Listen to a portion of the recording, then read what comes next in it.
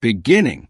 The moon hung over the academy like a watchful guardian, silver light dripping across the training grounds where young recruits were expected to rise before dawn and collapse long after sunset.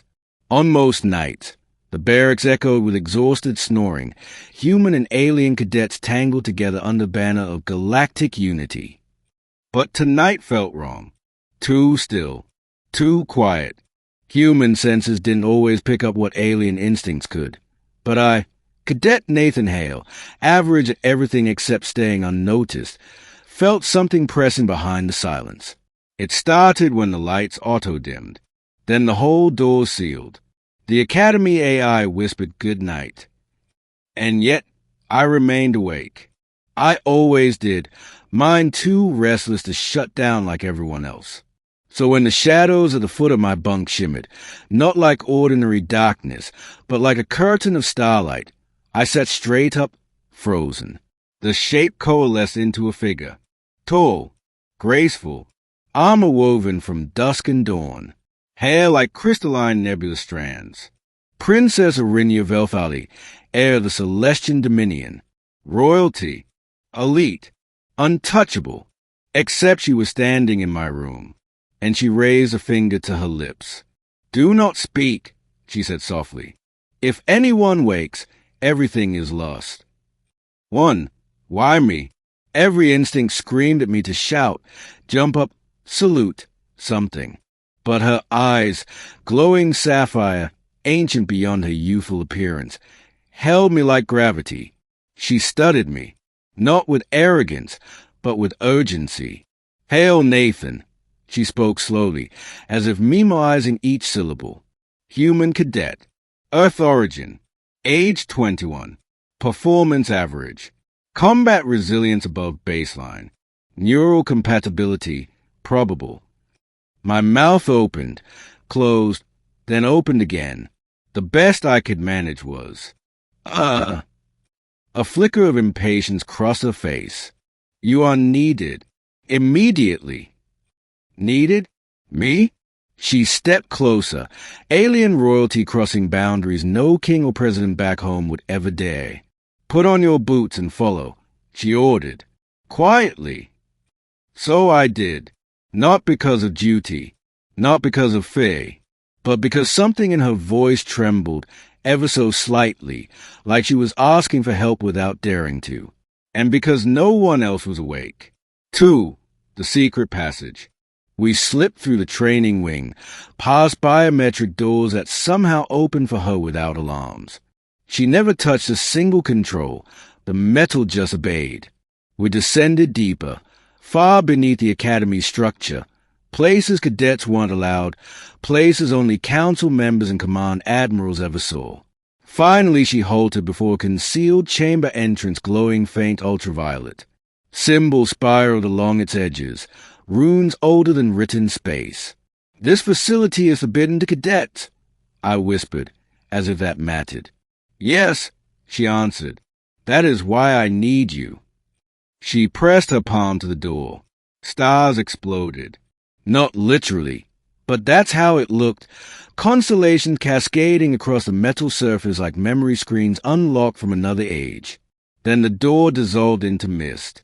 Beyond waited cold darkness. She stepped inside. I followed, and everything changed. 3. The artifact. The chamber was not metal, but crystalline. Transparent surfaces shimmered with starlight, reflecting constellations that didn't match any I'd seen above the Academy skies. In the center hovered a sphere the size of a human heart, pulsing with soft azure energy. "What is that?" I breathed. Arinia hesitated. Then she answered like someone confessing a crime. "An ancestral core." I blinked. Even cadets like me knew that word. Ancestral cores were legends, cosmic relics tied to the first celestial progenitors. Unthinkably ancient, incredibly powerful. "They don't exist," I said. Her eyes hardened. "They do." She stepped toward it, aura flickering like a rippling flame. For 10,000 years, this academy has protected it. But now, her voice cracked, it is awakening. The sphere pulsed brighter, reacting to her presence. Or reacting to me? She noticed. It senses you, she whispered, almost afraid. Why? Her answer chilled me. Because you were never meant to be here. Humans were not part of the prophecy. And yet you appeared. 4. The prophecy. She led me closer. Not too close. I could feel the energy radiating like heat from a sun. In every timeline, she murmured, every predicted future, every possible path, the galaxy collapses. No civilization survives a coming convergence. Convergence. A cosmic event. Ancient. Cyclical. Destructive. Everything ends. Everything always ends. Her voice shook. Except one impossible branch, an alternate future we cannot access. A future in which something intervenes. She turned to me. Someone. You think it's me? That's ridiculous. No, she said softly. I think it is worse than that. I think humanity was not supposed to exist at all. And because of that, you can change the end. I stared at her. You're serious. I summoned you because no alien mind can interface with this core. Her gaze locked onto mine. Only a mind unpredicted, unwritten, can make contact. You summoned the wrong human. I'm nobody. She stepped closer. That is why you are the one. Her words hit like gravity, and before I could answer, the call fled. I felt something reaching inside my skull, and the room shattered into light. Middle 5. The vision.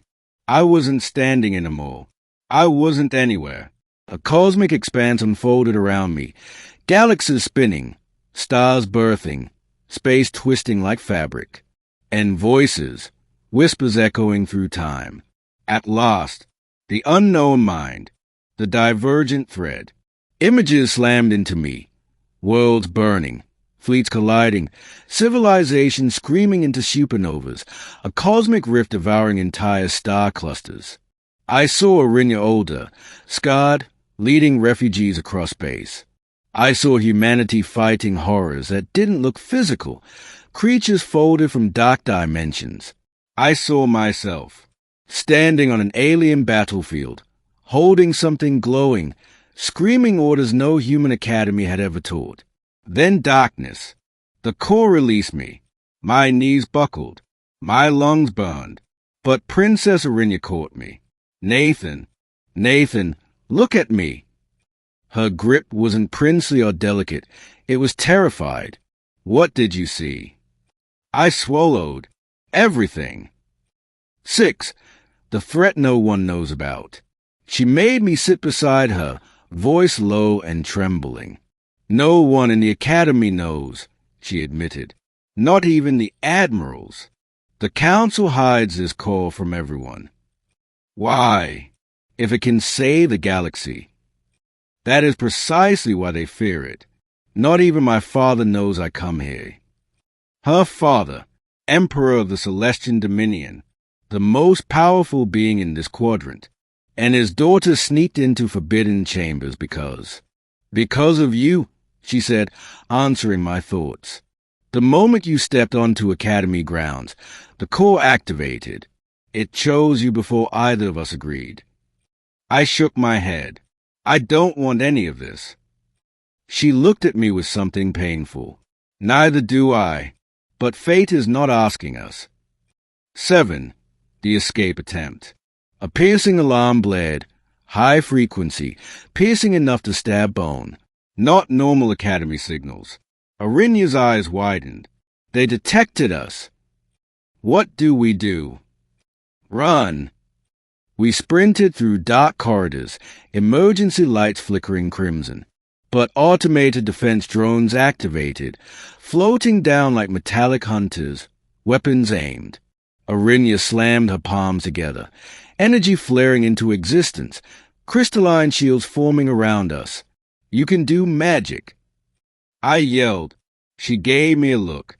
We call it astral manipulation, not magic. Huge difference. Sure. Explosions echoed. Drones shattered. She dragged me through collapsing passageways until we reached the sealed exit hatch. Nathan, get behind me. Her energy blast detonated the wall. Alarms screamed across the academy. Floodlights converged, and silhouettes surrounded us, armored Celestian guards raising weapons. My heart stopped. We were caught. 8 royal lies. Arinya stepped in front of me, fear vanishing behind royal authority. This human cadet was summoned under my authority, she boomed. He assists in celestial research. All classified. You will report nothing. But Princess, one guard stammered, cadets are forbidden from entering. Am I not heir to the Dominion? She snapped. Weapons lowered instantly. The guards bowed. Yes, Your Highness. She grabbed my wrist and marched forward as if nothing happened. Only when we reached safety did her facade crack.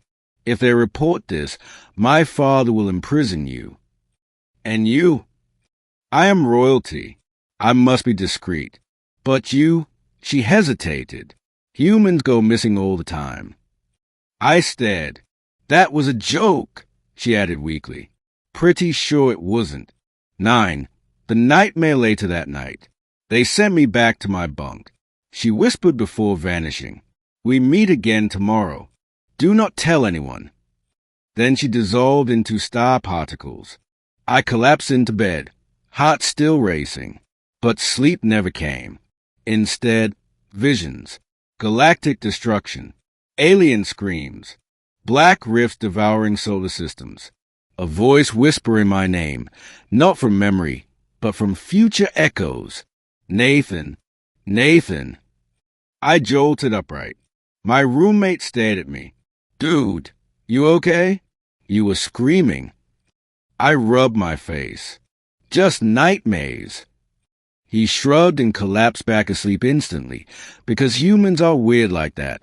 But I stayed awake, trembling, because every time I closed my eyes, the galaxy ended again. And again. And again. 10. The second summoning. When lights dimmed the next night, the shadows shimmered again. Arinya materialized. But this time, she wasn't calm. Her eyes were red-rimmed. She didn't command. She pleaded. We don't have much time. Words that filled me with dread. She extended her hand again, and the night swallowed us whole. 11. The core reveals its truth. This time, the chamber wasn't quiet. The core thrummed violently, cracks of cosmic lightning flickering through the air like the universe was trying to speak through broken radio frequencies. It's accelerating, Arinya whispered. Meaning, what? Meaning the convergence approaches faster than predicted. She pulled out what looked like a crystalline blade, but instead of metal it shimmered like frozen thoughts. We must access the next layer. The core needs a neural imprint from you. I stepped back. Absolutely not. She turned to me, eyes bright, terrified, determined. Nathan, if we don't do this, every species in the galaxy dies, including yours. I swallowed. Okay, fine. But if my brain melts out through my ears, I'm haunting someone. Her lips almost curved into a smile. Almost. She held up the blade. It won't hurt. It hurt. A lot. The tip touched my forehead, and the core exploded into my mind. 12. The prophecy fully awakens. This time the visions weren't chaos. They were structured, led, like watching reality shift through countless screens. I saw human fleets in the far future traveling between galaxies. Celestians kneeling beside humans on battlefield rubble. A throne room burning. A princess wearing black armor instead of ceremonial silver. A monstrous rift swallowing suns. My own voice shouting commands in a language I didn't know yet.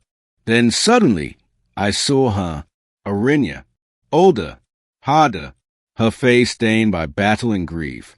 She stood beside me in a final war, not as princess, as commander, and together We face an entity of cosmic dark. Something watching all of this. Something alive. Something ancient. It turned its attention toward me. You are the fracture. Then everything shattered. 13. The hidden enemy. I woke on the crystalline floor. Arinya knelt over me, shaking. Nathan. Nathan, breathe. What was that thing? I gasped. Her face tightened. You saw it. Yeah, unfortunately. She inhaled shakily. The entity you saw predates galaxies. It waits through cycles of creation, consuming entire eras. The convergence is simply when its reach touches our time again. You mean it's coming here? She nodded. And only one timeline prevents total extinction. One timeline where humanity intervenes, because humans were never meant to exist. Your unpredictability interrupts cosmic determinism. So humans are a glitch. Yes. And glitches can break the system. She looked right into me. That is why the car chose you. 14. Betrayal from above. Suddenly the chamber entrance detonated. Admiral Corrin stormed in gleaming armor, ceremonial crest marking him High Protector of the Celestian Dominion. He aimed a weapon at us. You have violated every cosmic law, Princess. Arinya shielded me instinctively. Stand down, Admiral. You consort with a human cadet?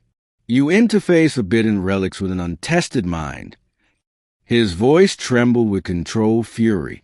Your father will execute you. He aimed at me first. I will fix this mistake myself. Arinya's scream wasn't royal. It was raw. No! Starlight erupted from her palms, slamming him backward across the chamber. Her power wasn't gentle anymore. It was savage. Nathan, run!